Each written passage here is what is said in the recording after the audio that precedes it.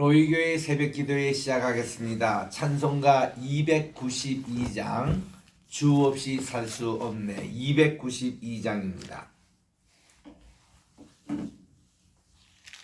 주 없이 살 수 없네. 죄인의 구주여, 그 귀한 보배 피로 날 구속하소서. 구주의 사랑으로 흘리신 보혈이 내 소망 나의 위로 내 영광 됩니다. 주 없이 살 수 없네. 나 혼자 못 서리. 힘없고 부족하며 지혜도 없도다. 내 주는 나의 생명 또 나의 힘이라. 주님을 의지하여 지혜를 얻으리. 주 없이 살 수 없네. 내 주는 아신다. 내 영의 깊은 간구 마음의 소원을 주밖에 나의 마음 네 알아주리요. 내 마음 위로하사 평온케 하시네. 주 없이 살 수 없네. 세월이 흐르고 이 깊은 고독 속에 내 생명 끝나도 사나운 풍랑일 때 날 지켜주시니 내 곁에 계신 주님 늘 힘이 됩니다. 아멘. 585장 우리 개혁주간 주제 찬송 내 주는 강한 성이여. 이 찬송은 오늘날 우리 찬양 4부 소프라노, 알토, 베이스, 테너 그렇게 만든 곡의 최초입니다. 이걸 기점으로 이제 그 당시 음악가들이 오늘날까지 이런 오라토리아 만든 참 기초가 되는 찬양이고 내용도 참 좋습니다. 시편 46편 내용으로 내 주는 강한 성이여 방패와 병기 되시니 큰 환난에서 우리를 구하여 내시리로다. 옛 원수 마귀는 이때도 힘을 써 모략과 권세로 무기를 삼으니 천하에 누가 당하랴. 내 힘만 의지할 때는 패할 수밖에 없도다. 힘 있는 장수 나와서 날 대신하여 싸우네. 이 장수 누군가? 주 예수 그리스도 만군의 주로다. 당할 자 누구랴? 반드시 이기리로다. 이 땅에 마귀들 끌어 우리를 삼키려 하나. 겁내지 말고 섞어라. 진리로 이기리로다. 친척과 재물과 명예와 생명을 다 빼앗긴데도 진리는 살아서 그 나라 영원하리라.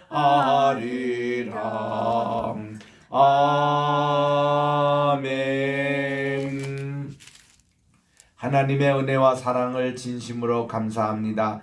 지난 간밤에도 단잠을 하게 해주시고 오늘도 새날 2023년 10월 27일 금요일 또 이렇게 주셔서 이렇게 아버지 이번 주일 개혁주의를 준비하는 이 주간에 우리가 개혁돼야 될 교회의 과제가 무엇인지 또 개인의 과제가 무엇인지 또 이렇게 가정에 이런 것을 하나씩 점검하며 주님께 회개하며 이 개혁주의를 준비하게 하심을 감사드리고 오늘 또 주시는 이 사사기 1장의 말씀 우리 마음의 신비하게 새겨 하나님만을 바라보고 충성하게 나가는 우리 한 사람 한 사람 되게 도와주시옵기만을 예수님의 이름으로 기도합니다. 아멘.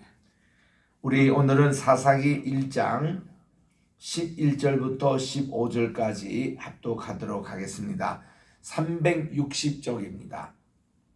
구약의 360쪽 우리 사사기 1장 11절부터 우리 15절까지입니다. 시작.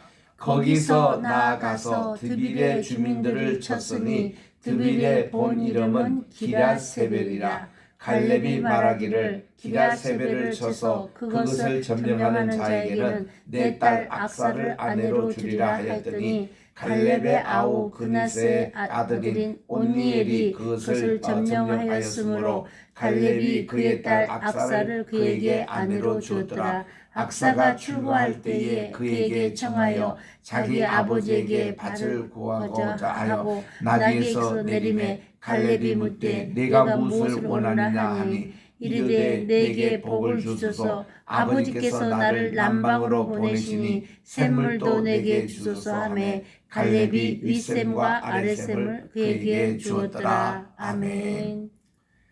우리 어제부터 사사기서를 시작했습니다. 사사기를 히브리 말로 쇼페림이라 그렇게 얘기합니다. 쇼페르라는 이 단어는 조지라고 우리 보통 영어 단에서 번역하고 있습니다. 이 조지라는 것은 우리 잘 아는 대로 재판장이죠. 근데 이 쇼페림이 재판장뿐만 아니라 왕의 기능이 있었습니다. 선지자의 기능이 있었습니다. 그리고 군대 장관의 기능이 있었어요. 그리고 재판장의 기능이 있었습니다.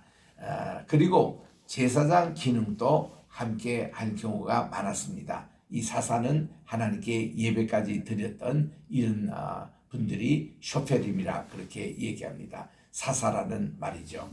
그래서 이 사사는 모두 사사기에 16명이 기록되어 있는데 그 중에 3사람은 이름뿐인 사사고 활동한 분은 13명.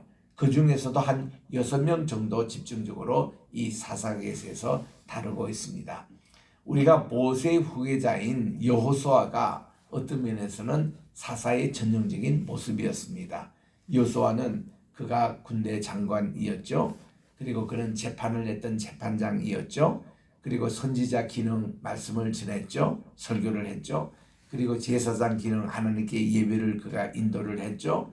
그리고 그는 여러 가지 왕적인 그런 어떤 신권을 가지고 그야말로 그리스도의 삼중직이라 하는 왕과 선지자 제사장 기능을 다 한꺼번에 함께 했던 이분이 사사들이라고 할 수 있습니다.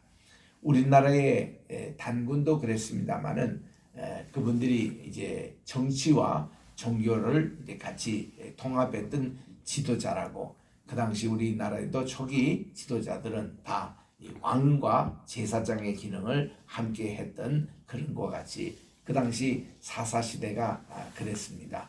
사사시대가 200년 정도 이렇게 지속이 되는데 여기 이제 끝나고 바로 사울왕이 세움으로 왕정시대가 시작이 되는데 왕정시대가 딱 시작이 되면 사사들의 이 기능이 다 분산됩니다. 정신의 왕이 맡고 또 신앙적인 것은 이 제사장과 선지자들이 맡고 그리고 군대 장관 따로 세우고 이래서 왕정시대 들어오면 이게 다 분산이 돼요. 근데 이제 고전에 함께 통합해서 지도자로 관할한 사람들이 사사였더라. 그렇게 이제 되고 있습니다. 그래서 여호수아 죽고 나서 이제 바로 사사가 이렇게 시작된 게 아니고 좀 어느 정도 이렇게 중간기가 이렇게 있다가 이제 오늘 비로소 사사기 1장에서 갈렙이 그 갈렙의 얘기부터 사사기가 시작이 됩니다. 유다 지파가 이제 땅을 차지했는데 그 아직도 점령하지 못한 지역들을 점령하는데 거기 아주 중요했던 장소가 바로 그 유다 지파가 분배를 받았던 남쪽 지역에 있었습니다. 그래서 여기 11절에 보니까 드빌이라고 이렇게 나오는데 이게 기랏세벨 그 유다 지파가 땅을 분배받았던 중에 남쪽이에요. 그 아랏의 남쪽이라고 하니까 이 아랏은 또 유명한 그런 옛날에 유다 지파의 수도였던 그 지역인데 그 남쪽에 있는 그런 곳입니다. 이것이 지역적으로 중요하니까 이것을 점령하는 자에게는 자기가 사위를 삼겠다 이렇게 공언을 했습니다. 내 딸의 악사를 주겠다 했더니 여기에 이 성을 점령하는데 앞장선 분이 하필이면 자기 조카예요. 자기 아우 그나스의 아들인 온니엘 자기 조카입니다. 이 온니엘이 그 성을 점령을 했습니다. 기랏세벨을. 그래서 약속대로 자기의 딸을 그에게 주었습니다. 사위로 삼았습니다. 조카 겸 사위인 것입니다. 우리는 이런 종례혼에 대한 것이 익숙하지 않기 때문에 이런 결혼 제도에 대해서 좀 의아해합니다. 근데 그 당시 고대 근동 지방은 다 집안끼리의 결혼이었습니다. 그럴 수밖에 없는 게 집안을 떠나면은 생활권이 완전히 달라져요. 그리고 다른 세계입니다.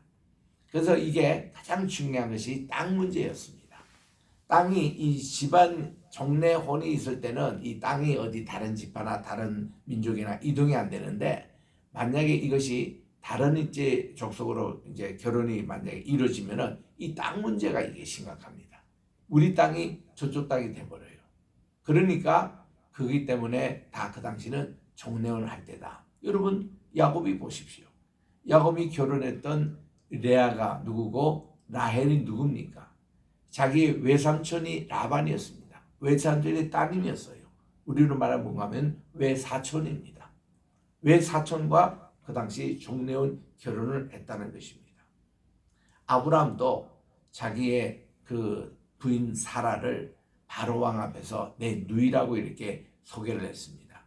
우리는 아브라함이 거짓말해서 이제 그렇다 이렇게 되는데 유대인의 문서를 살펴보니까 미시라라는 그게 보니 실제로 자기 누이 동생 맞습니다. 근데 배가 다른 누이 동생이더라고요.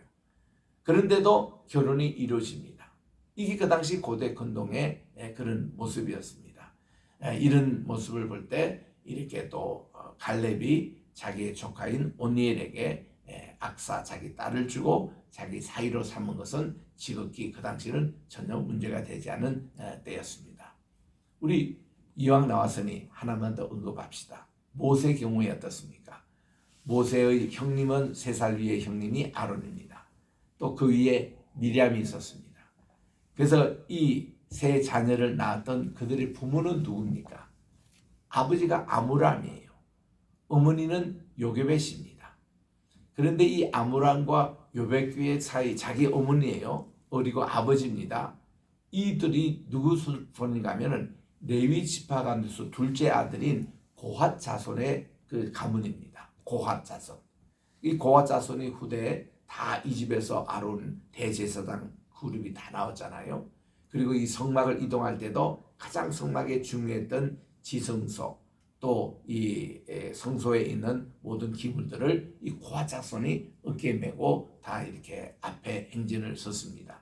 이 고핫 자손이 레위의 둘째 아들인데도 첫째 아들 게르손도 있고 셋째 아들 무랄리가 있는데 중요한 부분들은 다 이 고핫 자손이 차지했잖아요. 요 집안 출신이 모세거든요.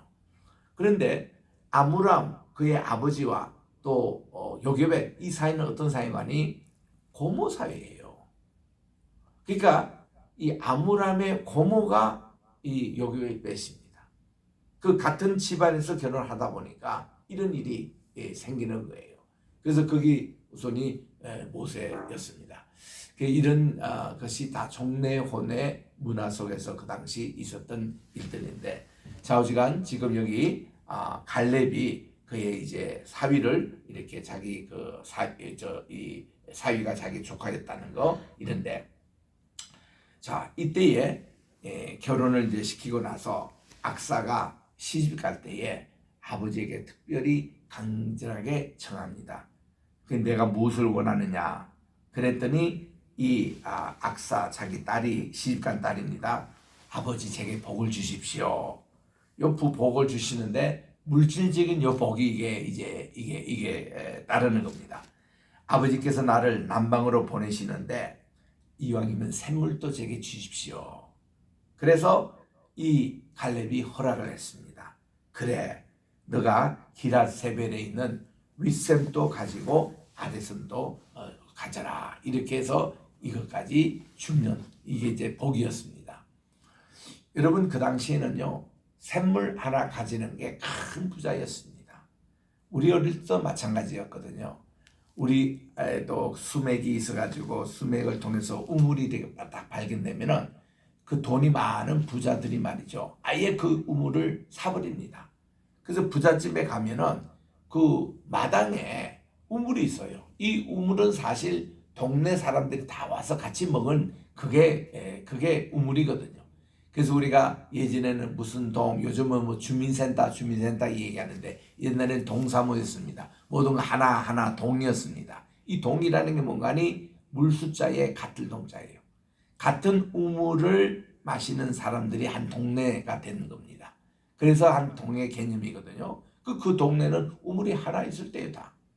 근데 이 부자들은요, 우물이 발견되면은 거기 딱 그냥 울타리 치놓고는 자기 집의 정원으로 삼는 거예요. 그래서 이 우물 하나 가지고 있는 게 대단했습니다. 그 당시 고대 근동 지방은 더했습니다. 그런데 이게 윗샘, 아랫샘 이 두 개의 우물을 이 딸에게 이게 갈렙이 허락을 합니다. 대단히 딸을 사랑했던 것 같아요. 그 다음 이제 16절에 보니까 모세의 장인의 얘기가 나옵니다. 이분은 겐 사람이었더라. 모세의 장인을 이드로라고 그렇게 얘기합니다. 우리 사우디아라비아에 있는 시내산에 가보면은 그 입구 부분에 이드로의 집이 있어요. 집은 보면 이렇게 동굴 같이 이렇게 자연 동굴이에요. 거기에 이제 들어가서 살았고 양떼도 그렇게 지고 했던 이드로의 집이 있고 또 이드로의 우물이 있습니다. 우물에서 모세가 이제 십보라를 처음 만났던 그 우물이죠. 그게 오늘날 이렇게 펜스를 이렇게 치놓고 있습니다. 좌우지간이 이드로의 집이 있는데 그 이드로가 겐 사람이라 그렇게 얘기합니다. 겐 사람이라는 거 기억하시기 바랍니다. 이게 우리 이제 앞으로 사사기 읽으면서 나옵니다만은 드보라 사사 시절 때에 하솔 왕을 싸워서 크게 이겼습니다. 이거는 말도 안 되는 일입니다.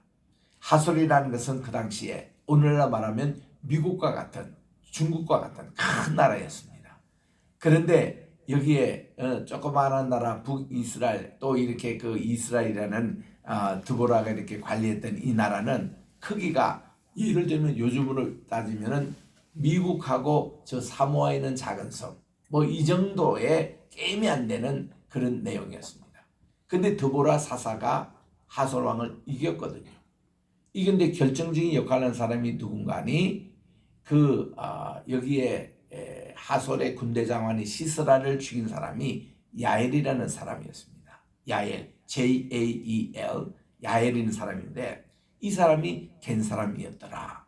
그래서 평소에 이 하솔 왕하고 친분이 있었던 그런 집이었는데 시스라가 이게 바락 군대, 즉 그 드보라의 군대 장관이 여기에 이제 쫓겨갈 때에 그가 갔던 곳이 야엘의 집에 간 거예요. 숨으로.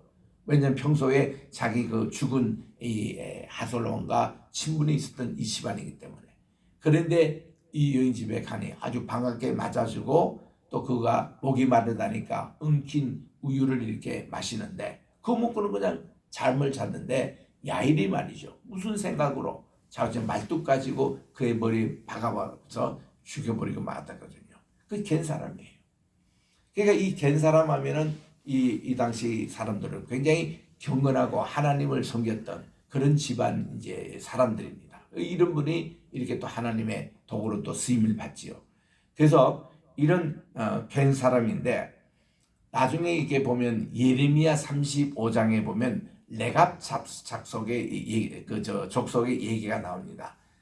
이들은 자기 조상 그 말대로 요나답의 말대로 포도주를 절대로 마시지 말라 그랬더니 이들이 예레미야 일부러 그들을 시험하려고 여호와의 전의 한 방에 그들을 초청해 놓고 포도주를 권하는데 우리는 절대로 마시지 않겠습니다. 아무도 보는 사람이 없습니다. 관계없습니다. 우리는 250년 동안 우리의 조상들의 그것을 지켜왔습니다 하는 이분들이 레갑 족속이라 알려졌거든요. 그 레갑 족속과 이 갠 사람들이 이렇게 비슷한 같은 유형의 경건의 인물들이었습니다. 그래서 이 사람들인데 그의 자손이 이 모세의 장인 이드로는 직접 따라오지 않았어요. 근데 그의 아들들이 따라왔습니다. 유대 옛날 광야 시절 때에. 그래서 그의 자손이 유다 자손과 함께 종려나무 성읍에 올라가서 이 아란 남방의 유다 황무지에 이릅니다. 그래서 그 백성 중에 이제 거주하게 됐다는 거죠. 그래서 여기 남방 지역은 주로 황무지 지역 네겝 지방이기 때문에 사람 살기가 쉽지 않은 곳입니다. 그런데 이런 황무지나 사막에 살기에 익숙했던 갠 족속 사람들이 그 땅을 또 차지하게 됩니다. 유다가 그의 형제인 시므온과 함께 지금 유다 지파와 시므온 지파가 같이 연합해 가지고 그 주변에 있는 나라들 가나안 족속들을 지금 다 전쟁을 하고 있는 그런 시절인데 그 스밧에 거주하는 가나안 족속을 또 쳤습니다. 그 진멸해서 그의 이름을 호르마라 했다. 호르마. 그리고 유다가 또 가사, 요즘 전쟁 한참 일어나고는 가사입니다. 우리가 가사라고 읽는데 성경에서는 가사라고 나와요. 거기 및 그 지역과 아스글로 및 그 지역과 에글로 및 그 지역, 이게 훗날에 다 블레셋 사람들이 거주하는 그런 도읍이 되거든요. 이것도 점령을 했습니다. 그래서 요즘 전쟁이 한참 일어나고 있는 이 가사가 말이죠. 성경에 떳떳하게 이게 갈렙이 점령한 곳이에요. 이스라엘 땅 맞습니다. 그런데 그게 지금 팔레스타인 사람들이 살고 있는 거죠. 그래서 유대인들은 유대인들 입장에서 자기들은 당당하게 그 땅에 대한 소유권을 얘기합니다. 당신들이 2000년 동안 렌트도 안 되고 지금 살고 있지 않냐고 이렇게 해서 하기 때문에 이 땅 문제는 참 이게 머리가 아픕니다. 좌우지간 이 지역도 다 점령을 했고 19절에 보니까 여호와께서 유다와 함께 계셨으므로 그가 이제 산지 주민을 다 하나님의 도우심으로 쫓아내었으나 골짜기의 주민들은 철병거가 있었으므로 그들을 쫓아내지 못했다. 이 철병거를 가진 사람이 블레셋 사람이에요. 블레셋 사람들은 저 히타이트, 저 오늘 말하면 튀르기에 거기서 철을 가져다가 해양 민족이 내려와서 정착한 곳이 바로 이런 해안지대였거든요. 그래서 이제 여기에 지금 다 그들이 차지하고 또 이 철병가 있어서 그들을 쫓아지지 못했다고 했습니다. 20절에 그들이 모세가 명령한 대로 헤브론을 갈렙에게 주었습니다. 이 헤브론 산지를. 그래서 우리 갈렙이 이거를 기점으로 유다 지파가 다 주변의 땅을 받았지 않습니까? 그런데 거기에 아직도 아낙의 자손들이 있었어요. 아낙 자손은 거인족이었습니다. 이 거대한. 그런데 그게 세 아들이 있었는데 이 세 아들을 다 쫓아냈습니다. 그래서 이 베냐민 지파 이 자손은 이 예루살렘에 거주하는 여부스 족을 쫓아내지 못하였으므로 여부스 족속이 베냐민 자손과 함께 오늘까지 예루살렘에 거주했습니다. 예루살렘만큼은 난공불락의 도시였어요. 이거를 뺏지를 못했습니다. 요 지역이 그때는 베냐민 지파가 뺏어야 될 곳인데 감히 점령하지 못했습니다. 그래서 오늘까지 이거는 사사기가 기록됐던 당시 요거를 사무엘 시대라 이렇게 보는데 사무엘 그 시대까지도 이게 점령이 되지 않았습니다. 예루살렘은 누가 점령했죠? 이거는 훗날 다윗이 점령을 합니다. 그때까지는 아직도 이게 여부수 족속이 살고 있었더라. 그렇게 이제 되고 있습니다. 인터넷이죠. 예, 인터넷이 오늘 조금 불안한 것 같습니다. 예, 양해 구합니다. 지금 우리는 사사기 1장 이제 20절까지 했습니다. 22절입니다. 요셉 자손도 베델을 치러 올라갔습니다. 요셉 자손하면은 우리 에브라임 지파, 므낫세 지파잖아요. 근데 여기서는 특별히 이 에브라임 지파를 얘기하고 있습니다. 베델을 치러 올라가는데 여호와께서 그와 함께 계셨습니다. 그래서 요셉 가문이 베델을 정탐하게 하였는데 그 본래 이름은 루스였습니다. 옛날에 우리 야곱이 이렇게 가다가 하나님의 그 사닥다리를 만났던 바로 그 장소 있는데 여기 이거를 이제 이 요셉의 가문인 에브라임 지파가 차지하도록 했습니다. 그래서 이 성읍을 지키는 정탐군이 그 성읍에서 한 사람이 나오는 것을 보고 그에게 청합니다. 이 성의 입구를 우리에게 보이라. 그러면 우리가 당신을 선대하리라 하니까 그 사람이 성읍의 입구를 가르쳐 주었습니다. 그래서 이에 그들이 칼날로 그 성읍을 쳤으되 오직 그 사람과 가족들은 놓아보내매. 이 베냐민 지파가 한 거예요. 그 베냐민 지파가 베델을 접수합니다. 그래서 그 사람이 헷 사람들의 땅에 가서 성읍을 건축하고 그것의 이름을 루스라 하였더니 오늘까지 그곳의 이름이 되었더라. 바로 이 장소가 이전에 아브라함이 와서 첫 번 하나님께 예배를 드렸던 장소, 그리고 그 손자가 되는 야곱이 이제 밧단 아람으로 갈 때에 여기서 이렇게 하나님께 꿈을 꾸고 베델이라고 이름을 바꿨던 바로 그 장소, 이것이 그 당시 베냐민 지파가 차지하는 것을 우리가 보게 됩니다. 27절 이하는 그래도 아직도 쫓아내지 못한 가나안 부족들을 여기서 열거하고 있습니다. 27절입니다. 므낫세는 누구죠? 요셉의 그 첫째 아들 이름입니다. 그 므낫세가 베스안과 그에 딸린 마을들의 주민과 또 다아낙과 그에 딸린 주민들과 또 돌과 그에 딸린 마을들의 주민과 또 이블르암에 그에 딸린 마을 주민과 또 머깃도와 그에 딸린 마을들 주민들을 쫓아내지 못하였음에 이 므낫세가 힘이 없었는지 약했는지 이거를 쫓아내지 못하며 가나안 족속이 결심하고 그 땅에 거주하였더니 그들을 다 쫓아내고 했다면 오늘처럼 이런 팔레스타인과의 문제가 없을 텐데 남겨둔 게 항상 문제입니다. 그래서 그게 불씨가 돼가지고 지금까지 중동의 분쟁이 계속되고 있잖아요. 그래서 이스라엘이 강성한 후에야 가나안 족속에게 도역을 시켰고 다 쫓아내지 아니하였더라. 남겨둔 게 화근입니다. 에브라임 지파는 게셀에 거주하는 가나안 이 족속을 쫓아내지 못하였습니다. 그래서 가나안 족속이 게셀에서 그들 중에 거주하였습니다. 오늘날도 우리 언론에서 자꾸 서한지국 따로 얘기하고 가자지국 따로 얘기하고 그래서 그들이 다른 사람인 걸로 자꾸 이렇게 나오는데 아니에요. 다 서한지구 사람들입니다.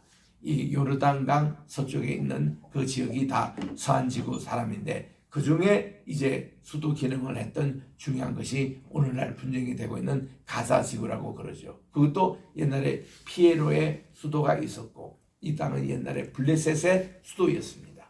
그래서 이것이 오랫동안 이게 서한지구에 다 그걸 서한지구라 그럽니다. 근데 그거를 이렇게 요즘 뭐 구분을 하듯이 그거는 이제 하마스가 지배하기 때문에 이거를 가사지구라 그러고 나머지를 서한지구라 이렇게 자꾸 분류해서 뉴스를 하기 때문에 사람들이 이렇게 좀 혼돈이 있습니다. 다 서한지구 맞거든요. 그러는데 이 하마스는 이제 자기들이 무력을 통해서 이스라엘 다 쫓아내고 이 땅을 다시 팔레스타인으로 복귀하자는 그런 주의고 이스라엘은 아니다 이거 우리 땅이다 이거 다 요셉 때 봐 정령을 우리가 다 했고 전쟁을 통해서 또 값도 우리가 지불했던 땅이기 때문에 당연히 우리가 살 권리가 있다고 옛날 솔로몬 다윗 때의 지경을 당연히 이제 저들이 사야 될 것을 얘기합니다. 그래서 석대사니까 항상 지금까지 계속 3,500년 동안 문제가 되고 있는 것이 바로 그 지역이 되고 있습니다. 계속 우리 사사기를 통해서 이런 관계를 계속 공부하도록 하겠습니다. 내일 모레는 이제 개혁주일입니다. 정말 우리 개혁주일에 대해서 한국교회가 관심이 거의 지금 없어졌어요. 다 요즘은 캐토릭하고 연합운동하고 WCC 이런 운동이 다 퍼져 있고, 그래서 이거 마틴 루터가 캐토릭을 차별화해서 개혁을 했느냐 아닌지, 예전에는 요만큼 시전되면은 많은 신학교에서 교회에서 개혁주의를 강조하고 세미나하고 이런 프로그램이 많이 있는데 요즘 이게 거의 없어지는 이 시대 산 게 너무 마음이 아파요. 우리 정말 이 개혁주의 여러분들이 꼭 기억하면서 우리 개혁신앙으로 다시 돌아가는데, 개혁신앙의 원뿌리가 우리 보면은 니케아, 또 사도신경, 또 이제 우리 이 청교도의 그 신앙과 결부되는 웨스트민스터 신앙고백, 또 스위스의 벨직 신앙고백, 독일의 하이델베르그 신앙고백, 이것이 다 우리 개혁신앙의 뿌리들입니다. 여러분 이번 주간 이런 것을 통해서 개혁신앙, 청교도신앙 회복해서 정말 참다운 개혁운동이 계속 일어날 수 있는, 교회는 개혁돼야 한다, 항상 개혁된다 말이 있습니다. 에클레시아 레포르멘타, 이 교회는 항상 개혁된다. 그게 샘플이라는 말이 있습니다. 항상 샘페르 레포르멘타, 이게 기획이 돼야 된다. 이게 우리 신앙의 모토인 것입니다. 기도하겠습니다.